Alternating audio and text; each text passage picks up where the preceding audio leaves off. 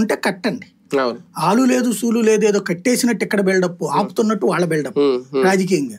అసలు కనీసం డిపిఆర్ఏ గాల, డిపిఆర్ అప్రూవల్ లేదు. 80,000 కోట్లు ఎంత కదా, నువ్వు దాన్ని బిగిన్ చేస్తావు 10 ఏళ్ళు పడుతుంది, 25 ఏళ్ళు పడుతుంది ప్రాజెక్ట్. పోలవరం ఎన్నేళ్ళు పట్టింది నీకు?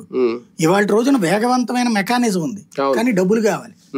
పోలవరం ఎందుకు కట్టలేకపోతున్నావు నువ్వు? 25,000 కోట్ల దగ్గర ఎందుకు ఆపుతున్నావు నువ్వు? 55,000 కోట్లు అవ్వాల్సిన టైం. ఇవాళ రోజున ఏంటంటే కాంగ్రెస్ తెచ్చిన దరిద్రం వల్ల 3 times కాంపెన్సేషన్ అంటే కట్టలేని పరిస్థితి ఏ ప్రాజెక్ట్ అయినా సరే. వాస్తవంగా పోలవరం ఒకప్పుడు 9,000 కోట్లతో అంచనాతో బిగిన్ చేశారు. ఇవాళ 55,000 కోట్లు చంద్రబాబు తెచ్చారు.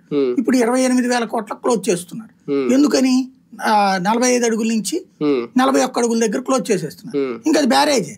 దాని తర్వాత మనం దానికి ఏమంటారు వీళ్ళు ఆల్టర్నేటివ్ గా లిఫ్ట్, లైక్ ఇప్పుడు పోలవరం లిఫ్ట్ ఇరిగేషన్స్ ఎట్లాగా వాడుతున్నారు, ఆ కాలువల్లోకి ఇప్పుడు పట్టిసీమలోకి ఎట్లాగా చేశారో అట్లాగే అక్కడ 2-3 ప్రాజెక్టుల పేర్లు చెప్పి దానికి లిఫ్ట్ చేస్తాం. బనకచెర్ల కూడా అంతేనేమో కదండి, ఇది వేరు, ఇది అడిషనల్ కొత్తగా కట్టే ప్రాజెక్ట్. లింక్ దీనికి అనుసంధానం. పోలవరం అసలు ఇది కట్టడం అంటేనే మీకు ఎగువ కట్టుకుంటూ పోవాలి, తీసుకెళ్లి కృష్ణలో కలపాలి. అది అసలు ఆషామాషి వ్యవహారం కాదు. ప్రాక్టికల్ గా వచ్చేటప్పటికి కాళేశ్వరం అన్నట్టు ఇప్పుడు ఏమవుతుందంటే దానికి ఒకటికి 100 రెట్ల కరెంట్ ఎక్కువ అవసరం అవుతుంది.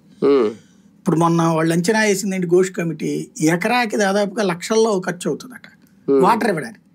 వాటర్ ఇవ్వడానికి ఎకరాల్లో ఖర్చు అయితే ప్రభుత్వం ₹1,00,000 పెట్టి నీళ్ళు ఇస్తే నువ్వు 50,000 రైతుకి చేతికి వస్తే ఏంది ఇంక అందులో?